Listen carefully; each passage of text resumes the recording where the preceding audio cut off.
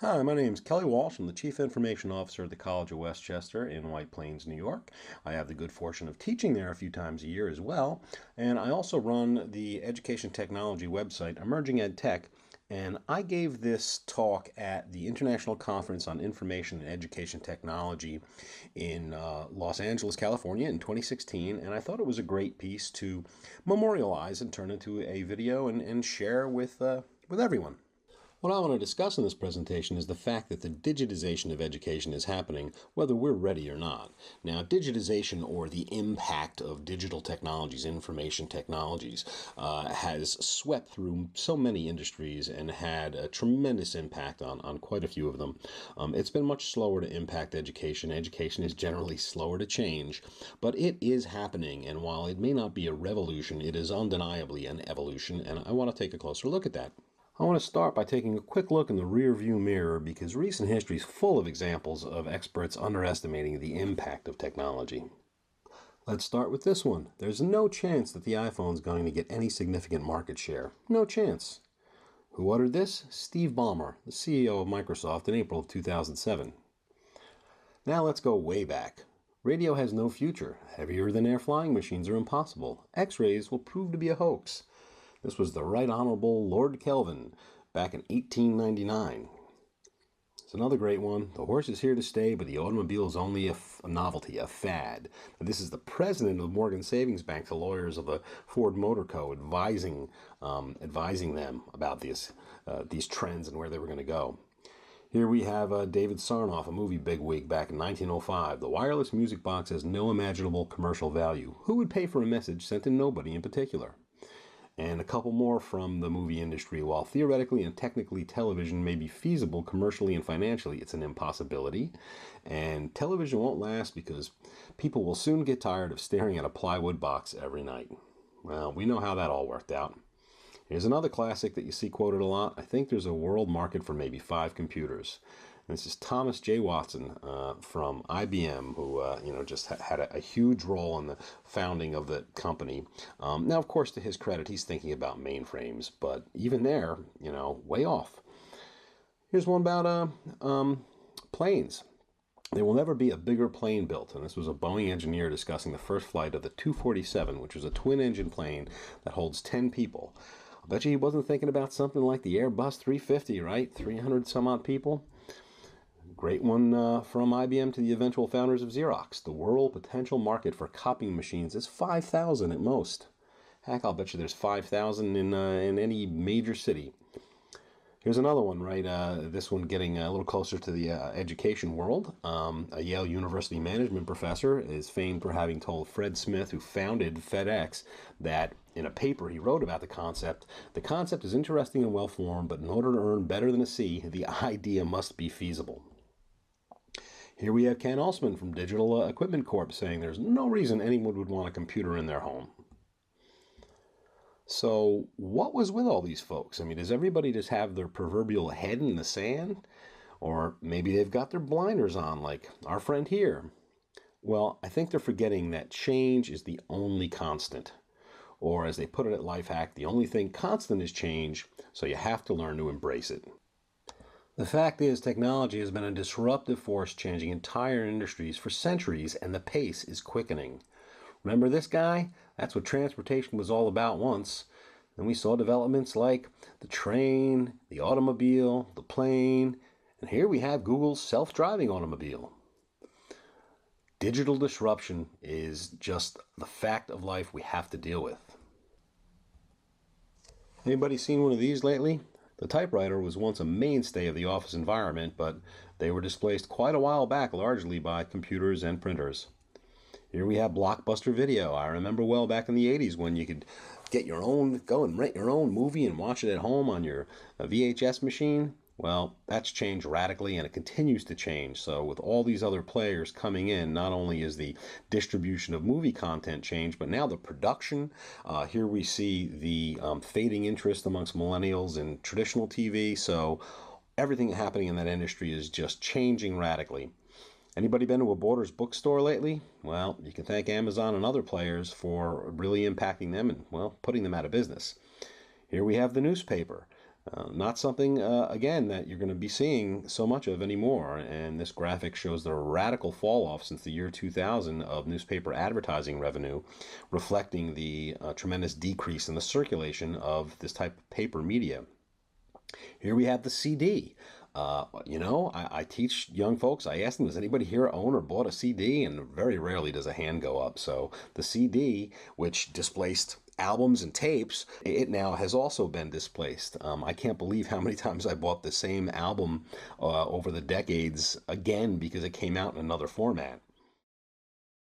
And here we have an interesting side note, the radical impact of digitization on the global recorded music industry. The income level has just dropped and dropped and dropped, largely influenced by things like the unfortunate ease with which one can steal digital music, and the impact of streaming, where the income to the artist is just absolutely minimal. Next up for disruption, the hotel industry getting awful nervous about Airbnb.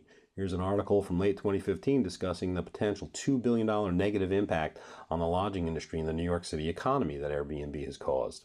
Then there's Uber disrupting taxi and limo services all over the world, and next from them and those competing with them, the possibility of disrupting the trucking industry. So now let's turn our attention to the world of education. Here we have a picture that is paraded out a lot in the EdTech world, where people like to draw attention to the fact that the lecture hall, the basic structure and approach, has not really changed in ages. I mean, this picture is going back to the mid-14th century, and it's true. If you look at many of today's classrooms, they're the same basic layout, the same basic idea, but the reality of it is this is changing. So here we see several examples of more tech-enabled, more group-oriented, and flexible classroom settings that are becoming increasingly common in schools all over the world. Yes, indeed, change is upon us. So now let's explore some of the many changes that technology has helped to enable in the world of education. Starting with online learning, which came into place decades ago. Today, depending on which statistics you look at, 10% or more of higher education students are exclusively online, and 1 out of every 3 or 4 of them has taken an online course. There's been an 80% increase in K-12 students taking part in online or blended learning over the last 4 or 5 years, and the percentage of students taking online courses continues to grow, although the rate of growth appears to have slowed. A few years back, we saw the introduction of the massively open online course, and while the media hubbub about this has died down, the number of courses has not. This continues to be out there and be a viable model for some schools to get to some students. So no matter how you interpret the numbers, online is an important and growing part of today's educational world. It's only going to continue to be more so. The potential for enhancing the delivery of education to students anywhere, just about anywhere and everywhere, has never been better. Continuing with the impact of online learning, blended learning is a combination of using some online and using some face-to-face learning. And interestingly, a landmark study back in 2010 by the Department of Education, which examined over 1,000 studies, came away with the conclusion that students in blended learning environments perform better than those who were just online or just face-to-face. And a special case of blended learning, we have the flipped classroom, which has, initial references to this can be found as far back as 2000, but it was really the late 2000s when it started to grow and has just kind of taken off ever since. So the flipped classroom is the model in which the delivery of learning content to some extent is pushed out of the classroom and more time is freed up in the classroom to apply and review and use that valuable face-to-face class time in a much more meaningful way than just content delivery. So the technology-enabled concept of the flipped classroom has been gaining momentum since 2007, and many teachers report results like these, where 96% of surveyed teachers who flipped the lesson would recommend the method to other teachers, 71% of the same survey teachers saying they've seen improved grades over the years as a result of flipping the classroom. Last year, the Horizon report, very respected higher education annual report talking about what to be looking for in the coming years in terms of the impact of technology, said that the flipped classroom was ripe for adoption in the 1 to 2 year time frame, or 1 year or less time frame. And of course, the flipped classroom is enabled by video-based learning, but video-based learning is being used in many contexts, in many day-to-day classroom experiences, and much more than just the flipped environment. Here we have recognized YouTubers, and I throw that out there because students of the traditional student age, even those in traditional college age, know what a YouTuber is. And it just speaks again to the impact of video. In this quote from a blog posted on the International News Media Association's blog board, there's this reference to the fact that short-form video is growing explosively in the younger demographics, and it again just supports the idea that it is a powerful educational tool that we should be leveraging in our classrooms. Next, let us discuss mobile learning for a moment. So here we have this graphic showing the tremendous growth of the mobile learning market.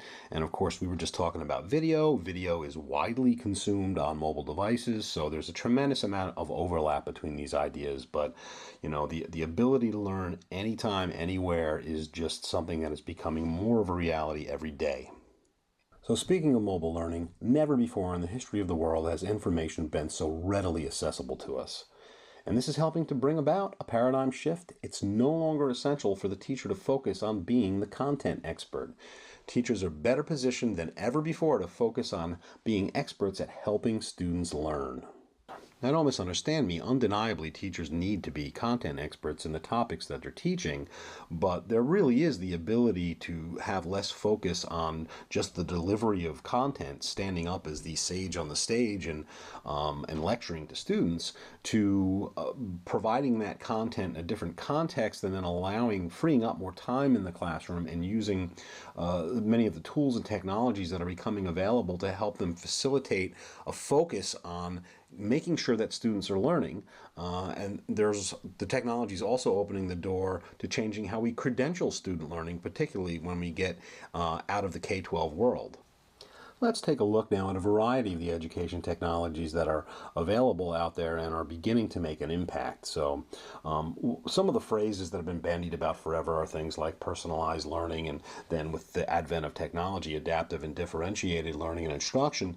Personalized learning, teachers have been doing their best to do forever, long before there was any technology. But when you and I love this particular view that shows that adaptive learning is essentially a subset, and that's where we're really starting to use data and analytics to continuously update the learning path, with the ultimate goal being truly differentiated instruction.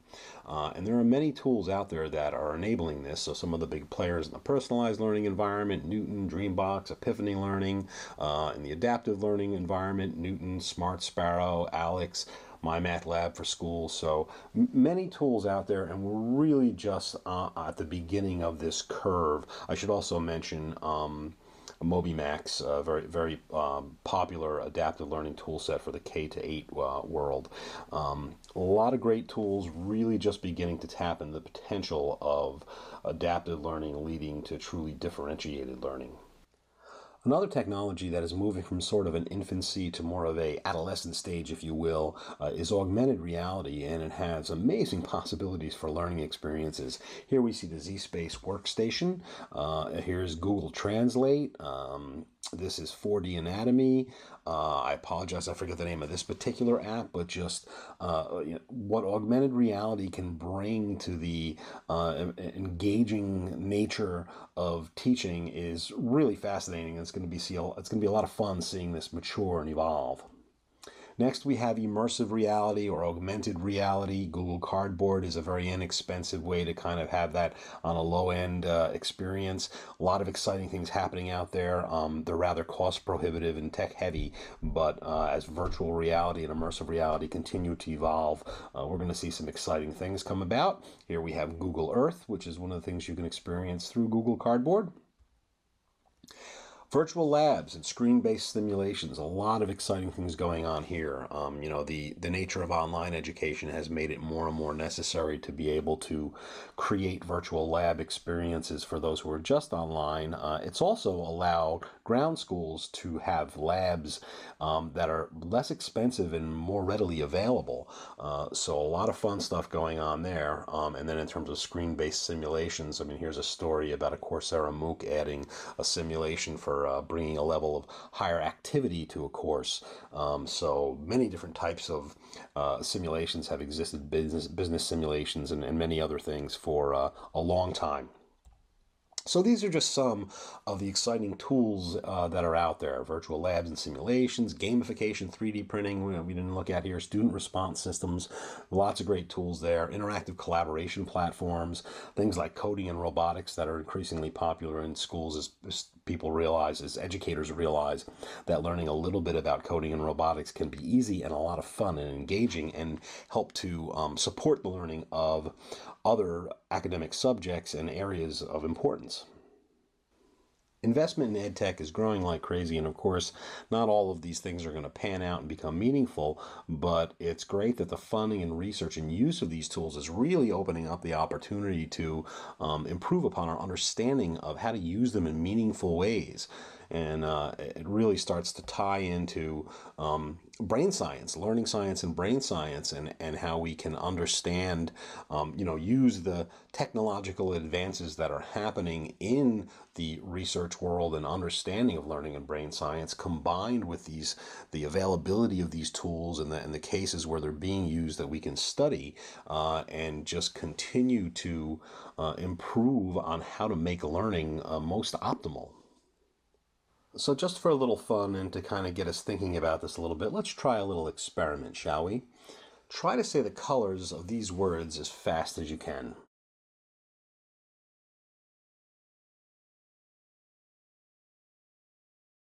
It's challenging, isn't it? Why is it so hard? Well, it's called the Stroop Effect, and it's something that we understand. And I bring this up just to provide an example of how fascinating the brain is and how much there is to learn and understand about how we learn. Of course, there's been tremendous amounts of research going on in this area for years. Another great example of brain-based learning is the idea of metacognition. Very important concept that I wish all of our students were getting more exposure to. So for those who may not be familiar with it, metacognition is essentially the ability to think about your thoughts with the aim of improving learning. Implementing very specific strategies that kind of help you to drive your brains. Here we learn about another more recent finding that's been particularly interesting to me, and this is the idea of the testing effect or retrieval practice. So this particular book, Make It Stick, The Science of Successful Learning, digs into the understanding that has come from study and research about the fact that rather than just re-exposing students to original material, having them go through this retrieval practice practice that's spaced out, interleaved with other learning and varied, produces better mastery, longer retention, more versatility. And I bring these things up because I think it's really vital that we leverage these kinds of understanding of science and research and brain-based learning as we develop education technologies. These things should be going hand in hand and helping each other out and helping us to advance. One last example, and this one focuses even more on the overlap between leveraging our understanding of how we learn and the way it relates back to how we use technologies to facilitate learning. So I was fascinated to come across this work that was being done looking at how video can really reinforce pre-existing incorrect understanding of information. So in the interviews that were done with students as they watched videos about things that they already had some exposure to, it became obvious that they thought they were really paying attention because they already knew what was being discussed. But in many cases, they really didn't. So students have existing ideas about scientific phenomena, for example, before viewing a video, which is what this video was about. And if it presents the concepts in a clear, well-illustrated way, they think they're learning really well. But the reality of it is they may very well not be. because they think they already know it. They're not paying attention. So in this study, they realized that you really had to go out of your way to present many of the common misperceptions right up front, and really kind of, rattle them a bit to understand that you don't necessarily, the things that you think you know may not be correct. I mean, you can ask questions and give them answers that help them realize, oh, wow, I didn't have that right. But it's really important to make that effort. And again, I just thought this was a great example of how, we're moving towards using more and more video in learning, but we really have to think about how to learn it best. So the point being that the education technology is improving at an accelerating rate, and our knowledge of learning and brain science is evolving rapidly as well, and we really need to bring those things together to make the best of what we can do with technology as an aid to the instructional process. And we need to expect EdTech product developers and vendors to incorporate learning science and testing into their products. So the last thing I want to look at in this examination of how technologies have set the stage and already created a foundation for significant digital disruption of education is the way that technology is impacting how students can be credentialed for their knowledge and learning. First, we have competency-based learning.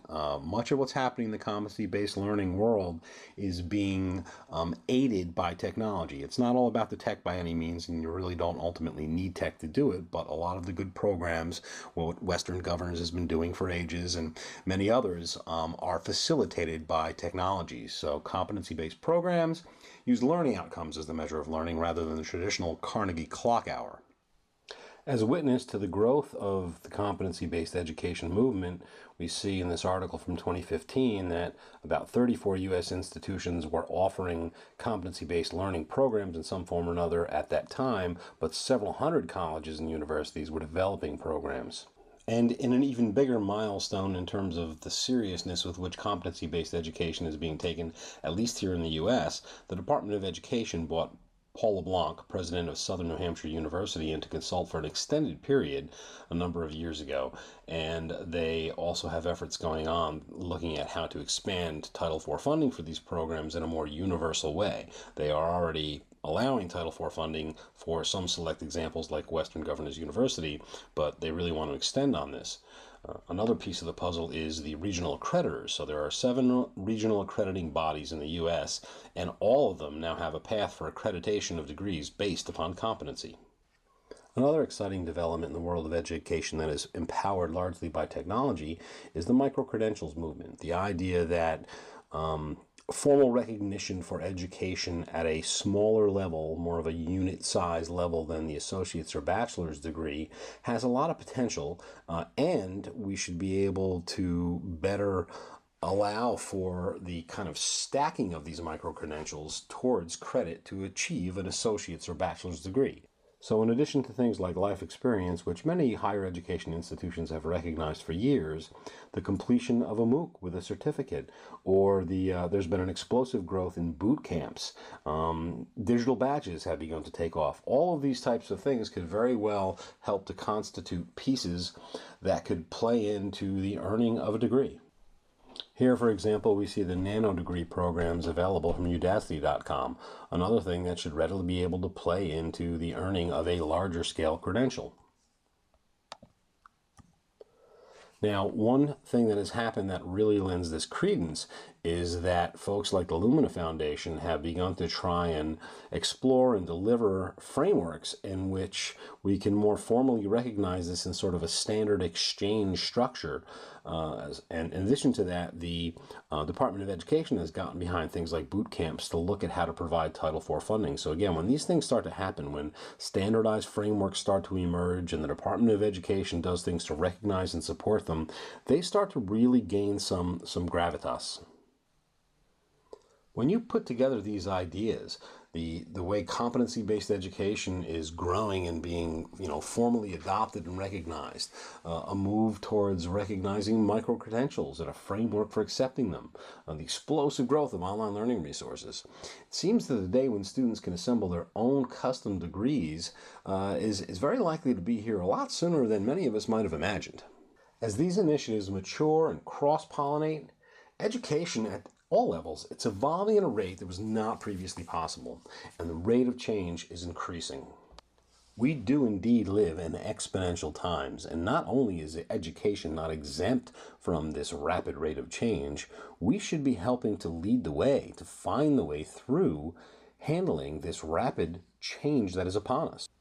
As these ideas, these technologies, these tools, our understanding, our science, our capabilities continue to evolve and become more commonplace and continue to have an increasing impact on the world around us, their combined impact is gradually but radically and undeniably altering what it means to teach and to learn and to be recognized for that learning. So I ask, are you ready? Are you ready to help lead the change, to be a part of the change, to find your place in the change? Or are you just going to hide in a corner and try and ignore it? I think you're ready.